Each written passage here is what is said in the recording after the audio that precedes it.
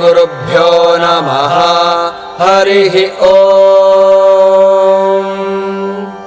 ॐ भद्रं कर्णेभिः शृणुयाम देवाः, भद्रं पश्येमाक्षभिर्यजत्राः, स्थिरैरङ्गैः स्तुष्टुवागुंसस्तनूभिः व्यशेम देवहितं यदायुः।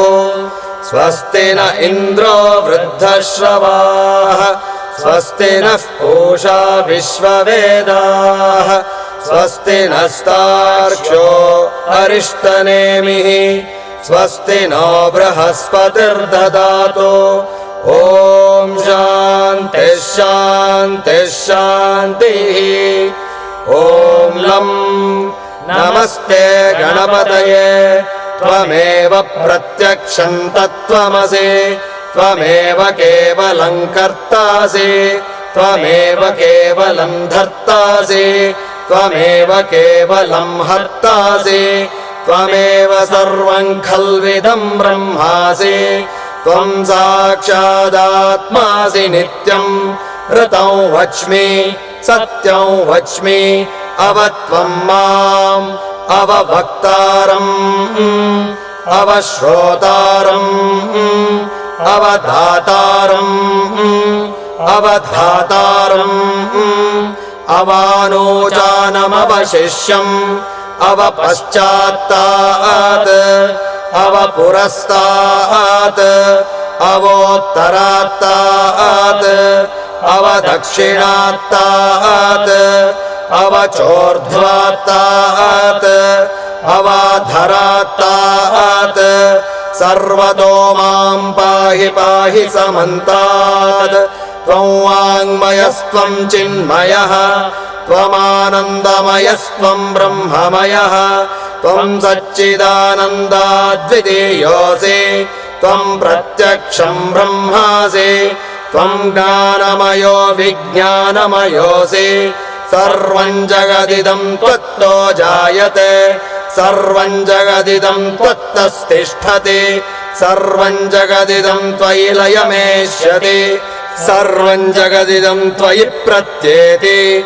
त्वं भूमिरापो नलो निलो नभः, त्वं चत्वारि वाक्पदानि, त्वं गुणत्रयातीतः, त्वम् अवस्थात्रयातीतः, त्वं देहत्रयातीतः, त्वं कालत्रयातीतः, त्वं मूलाधारे स्थितोऽसि नित्यं, त्वं शक्तित्रयात्मकः, त्वां योगिनो ध्यायन्ति नित्यं। त्वं ब्रह्मा त्वं विष्णुस्त्वं रुद्रस्त्वमिन्द्रस्त्वमग्निस्त्वं वायुस्त्वं सूर्यस्त्वं चन्द्रमास्त्वं ब्रह्म भूर्भुवस्वरोम्। गणादिं पूर्वमुच्चार्य वर्णादिं तदनन्तरम् अनुस्वारः परतरः अर्धेन्दुलसितं तारेण रुद्धम्। एतत्तव मनुस्वरूपम् गकारः पूर्वरूपम् अकारो मध्यमरूपम् अनुस्वारश्चान्त्यरूपम् बिन्दुरुत्तररूपम् नादः सन्धानम् सगंहिता सन्धिः।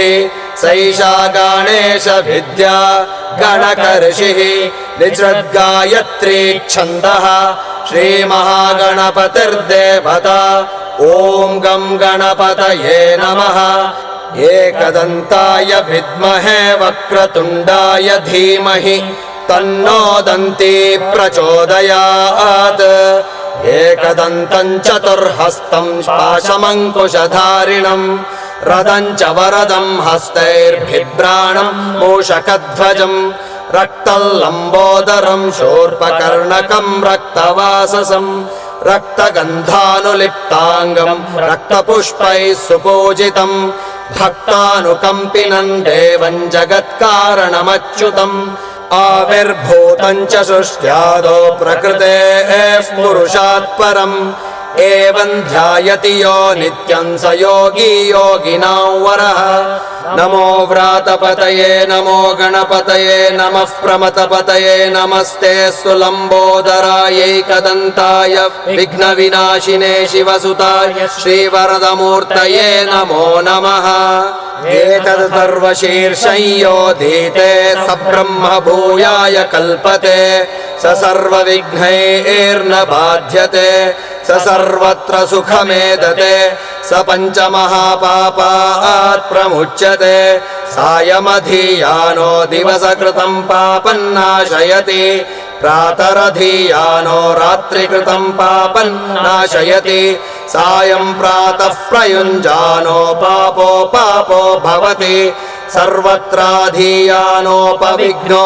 भवति धर्मार्थकाममोक्षं च विन्दति इदमथर्वशीर्षमशिष्याय न देयम् यो यदि मोहात् दास्यति स पापीयान् भवति सहस्रावर्तनाद्ययं काममधीते तन्तमनेन साधयेत् अनेन गणपतिमभिषिञ्चति स वाग्मी भवति चतुर्थ्यामनश्नं जपति स विद्यावान् भवति इत्यथर्वणवाक्यम् ब्रह्माद्यावर्णं विद्यान्न बिभेति कदाचनेति यो दूर्वाङ्कुरैर्यजति स वैश्रवणोपमो भवति यो लाजैर्यजति स यशोवान् भवति स मेधावान् भवति यो मोदकसहस्रेण यजति स वाञ्छितफलमवाप्नोति यः साज्यसमिद्भिर्यजति स सर्वल्लभते अष्टौ ब्राह्मणान् सम्यग्राहयित्वा सूर्यवर्चस्वी भवति सूर्यग्रहे महानद्यां प्रतिमासन्निधौ वा जप्त्वा सिद्धमन्त्रो भवति महाविघ्नात् प्रमुच्यते महादोषात् प्रमुच्यते महापापात् प्रमुच्यते महाप्रत्यवायात् प्रमुच्यते स सर्वविद्भवति य एवं वेद ॐ भद्रं ददातु ॐ शान्तिः हरिः ॐ तत्सर्वं श्रीकृष्णार्पणमस्तु।